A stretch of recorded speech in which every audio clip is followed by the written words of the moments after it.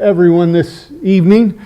We have been blessed with a beautiful day, even if it is raining, to come out and assemble together once again this evening.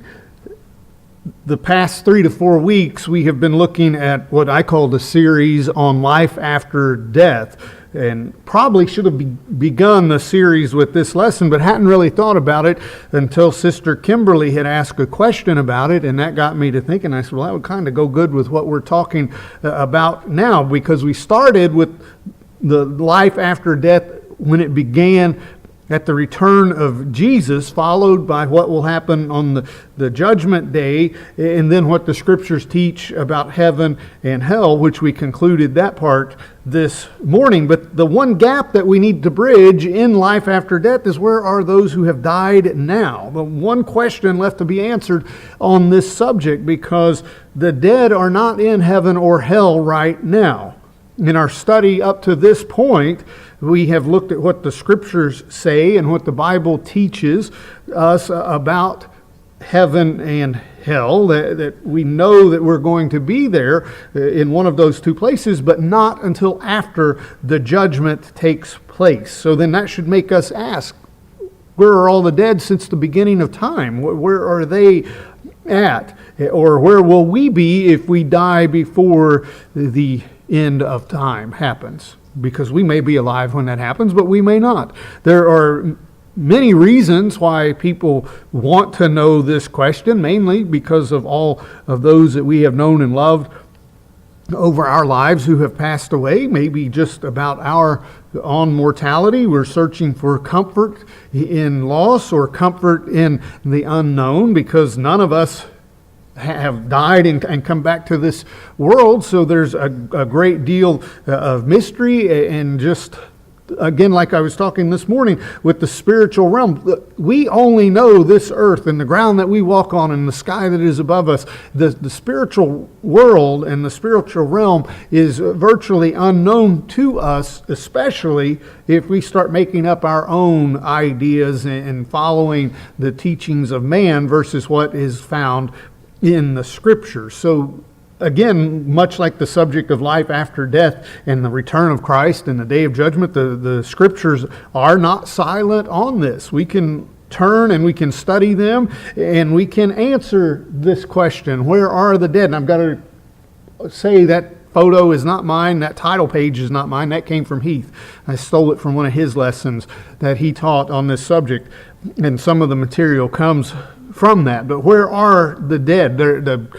And we're going to answer that question this evening. And I enjoy doing studies like this that are a little bit longer and more in-depth, because like our study on the Lord's Supper, we can learn a lot more when we take some time to dig in a little bit deeper and start looking at a wider answer or a question than we do if we just do one lesson on a topic. So this was an interesting lesson for me, especially this one, to put together. But first off, death is something that we all face. Every single living soul, unless the Lord returns before that, will face death. Hebrews tells us that we all must face it. It's an appointment that we're going to keep. In Hebrews chapter 9, and in verse 27, Hebrews chapter 9, and in verse 27, and as it is appointed for men to die once, but after this, the judgment. Interesting, a few religious beliefs could be put to rest here in this one verse. There are others that would support this as well, but here we would see this puts an end to the belief of reincarnation or some kind of similar belief to that rebirth, that once we die, we're just recycled, we're born again as something else. If we lived a good life, then our station in life will rise the next time around. If we were a bad person, then we'll go down. That's not what the Bible says at all, is it? It says we die once. And once we die, then that appointment will be made and set to face God in judgment. That's the next appointment that we're going to keep. So when death does happen, the medical world might tell us one thing. Well, it's when the heart stops. It's when there's no brain activity or something along those lines. But the Bible tells us that death happens when the spirit leaves the body.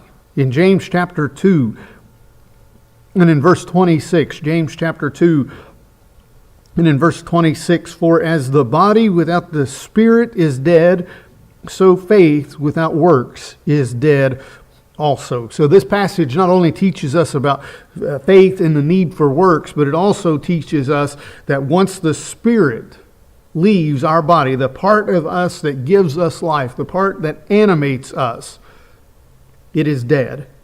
Paul called this body our tent. The physical body was a tent. It's something that's temporary. We can live in a tent for a little while, but a tent is eventually going to wear out because of the elements and the weather. It cannot withstand something year in and year out. Just like our body, unlike our spirits. Our spirits are going to last forever. Our body was not designed to do that. So when death happens and the spirit and body separate, the scriptures teach us there in Ecclesiastes chapter 12 and verse 7 what happens to both of them.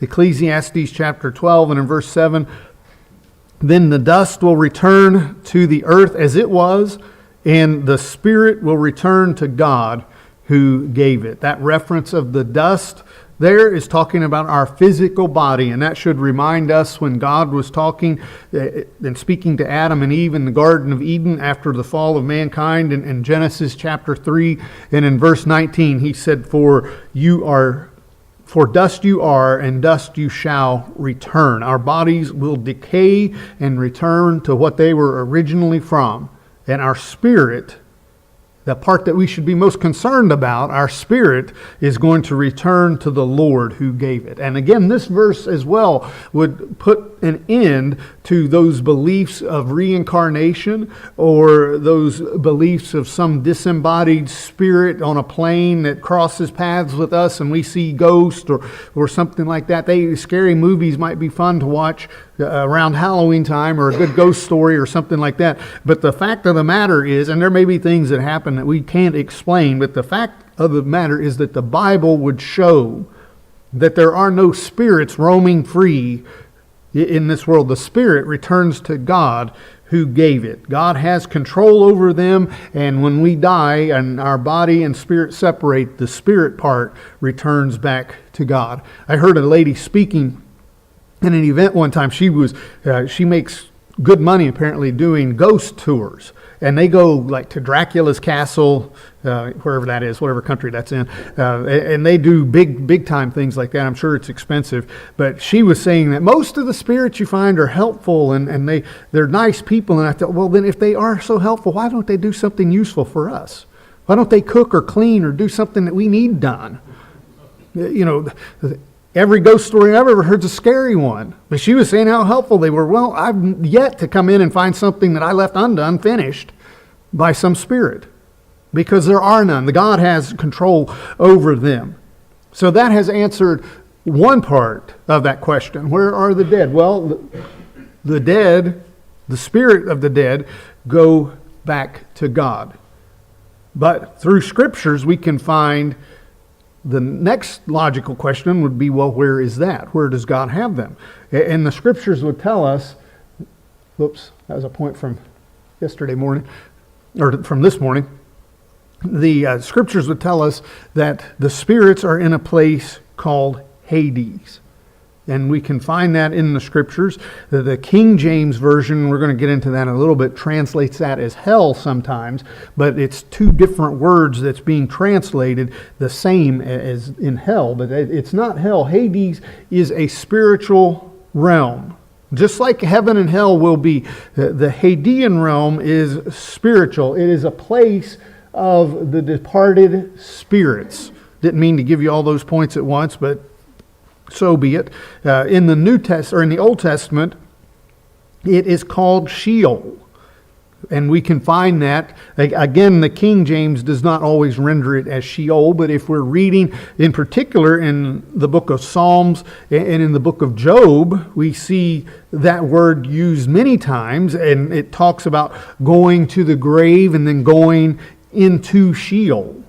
One passage that we're probably all familiar with, it's from Psalms chapter 16 and verse 10, Peter also used it in the first sermon in Acts chapter 2, one of the many prophecies speaking about Christ. And this verse is one that we're going to keep in mind because we're going to tie this back in at the end of the lesson as well. We'll talk about that in just a moment. But here in Psalms chapter 16 and verse 10, it says, "For you will not leave my soul in Sheol, nor will you allow your Holy One to see corruption." And we will come back to this again in just a minute. But while he was dead, while Jesus was dead after his crucifixion, his body was in the tomb for those 3 days. His soul was someplace else during that time. Because we're told again in James that death is when the body is without the soul. His soul was somewhere else. Psalms tells us that it was in Sheol. In King James, many times, again, that word Sheol is translated as hell. But the Hebrew word is Sheol, and the meaning of that is Hades, or the place of the dead. And as we study this is one instance where going back to the original language, especially when the word is translated, the same word is translated from two original words, going back to the original language and learning the meanings of those words will help us study and understand a little bit deeper. No way am I fluent in Hebrew or Greek or anything like that, but going back and looking at the meanings of those words will help us. Just like our study of the Lord's Supper, how much confusion has been brought about by the two phrases, to eat and breaking bread. Well, both of those phrases in the King James were translated from three different words, meaning three different things in both instances. And if we look at it and we learn the meanings of those original words, boy, how much better the scriptures start aligning with one another when we're using the meanings from the original text versus the way that it was translated. English or any language, there's rarely a way for something to go word for word. Sometimes, especially if you're looking at, say, a language like Spanish, their sentences are almost backwards to how we construct our sentences. So it's very hard to translate like that. So sometimes going back to looking at the original word in a particular verse, this Sheol, especially when it's called hell, which that is an okay translation of that word, but it means two different things, and it's important for us to understand that so that we can handle the scriptures properly. Would it make any sense when we look at that Psalms passage? Would it make any sense to try and prove from that verse that Jesus, the Son of God, was in hell the 3 days, the place of eternal torment? Would it make any sense to try to say that? You couldn't logically bridge that gap in any way, shape, or form to possibly teach that the Son of God was in hell the 3 days that his body was in the tomb. It wouldn't make any sense. But when you look at it as Hades, the realm of where the dead are, and look at that as that rendering, then it makes perfect sense, doesn't it? And in the New Testament, the place where spirits go is rendered, the Greek is the word Hades. Again, the realm of the dead. And in the King James, that is often translated as hell. And as we keep in mind, there are two words that the King James translate as hell. One is hell, the eternal resting place, which is called Gehenna in the Greek. That is hell, the hell that we talked about this morning. Hades is the other one that is translated as hell, and that is the resting place. Well, that's the holding place, we could call it, until the day of judgment. So it's important to recognize the difference between the eternal hell and Hades, the temporary place. The Hadean realm is where spirits go who are awaiting their final judgment. And one of the best descriptions of the Hadean realm would be, and the one that would answer the majority of the questions about it, would be what we looked at this morning when we were talking about hell, and that is the rich man and Lazarus in Luke chapter 16, verses 19 through 31. We looked at that this morning. The rich man, and the New King James and English Standard and others, they say he woke up in Hades. In Luke chapter 16 and beginning in verse 19, it says, "There was a certain rich man who was clothed in purple and fine linen and fared sumptuously every day. But there was a certain beggar named Lazarus, full of sores, who was laid at his gate, desiring to be fed with the crumbs which fell from the rich man's table. Moreover, the dogs came and licked his sores. So it was that the beggar died and was carried by the angels to Abraham's bosom. The rich man also died and was buried. And being in torments in Hades, he lifted up his eyes and saw Abraham afar off and Lazarus in his bosom. Then he cried and said, Father Abraham, have mercy on me, and send Lazarus that he may dip the tip of his finger in water and cool my tongue, for I am tormented in this flame. But Abraham said, Son, remember that in your lifetime you received your good things, and likewise Lazarus evil things. But now he is comforted, and you are tormented. And besides all this, between us and you there is a great gulf fixed, so that those who want to pass from here to you cannot, nor can those from there pass to us. Then he said, I beg you therefore, Father, that you would send him to my father's house, for I have 5 brothers, that he may testify to them, lest they also come to this place of torment. Abraham said to him, They have Moses and the prophets, let them hear them. And he said, No, Father Abraham, but if one goes to them from the dead, they will repent. But he said to him, If they do not hear Moses and the prophets, neither will they be persuaded, though one rise from the dead. And there's some interesting points that we can learn from this passage regarding Hades. One note is that there's, as I said this morning, there's no indication to show us or tell us that Jesus is speaking this as a parable. This is an account, by all practical purposes, of something that could have very well happened, because Jesus was recounting this and warning them of where the rich man found himself. So what does this passage teach us? What sort of a place is Hades? Well, first, it tells us and shows us that there's a place for both the righteous and the wicked in this realm. The righteous find themselves in Abraham's bosom, or in paradise. We're going to look at another verse that you may already be thinking of that would say this place is paradise. It's comfort. Lazarus was being comforted in Abraham's bosom. And the rich man, the wicked, he found himself in torment. They were both going to remain there where they were in their station, because there was a great gulf fixed between the two places. One could not pass from one to the other or go back to the world where they came from, even if they wanted to. I don't know if you can see that little chart on that little screen there, but it shows an illustration. The circle as a whole is Hades. The top part of it is Abraham's bosom, paradise. The line in the middle there is the great gulf that's between them. In the bottom is the place of torment. And as Abraham told the rich man, you're not going to cross that gulf. Even if Lazarus wanted to come to you, he can't. And you can't come here. Once you are here, you're here. Now remember, we mentioned the prophecy in Psalms about Jesus and his soul not remaining in Hades.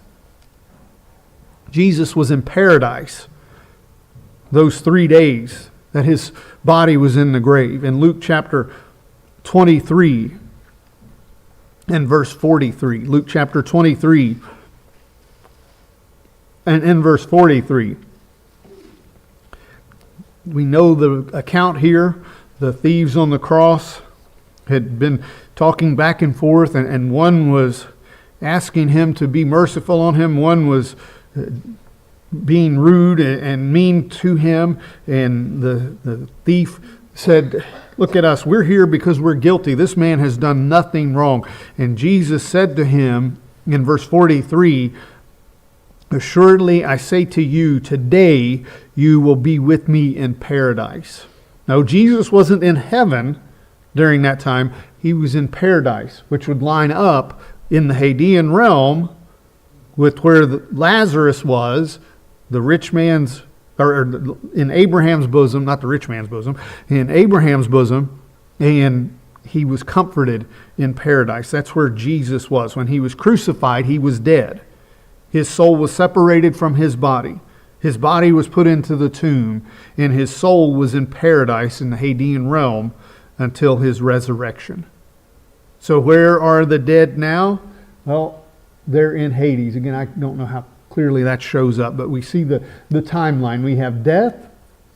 The oval there is the Hadean realm, and that's where the dead are. We are waiting for the second coming of Christ, which will bring the resurrection of the dead on earth, the destruction of heaven and earth that we read about in Peter and other places in the Scriptures. When the world ends, everything on this earth is going to melt with fervent heat. That will usher in a new heaven and a new earth.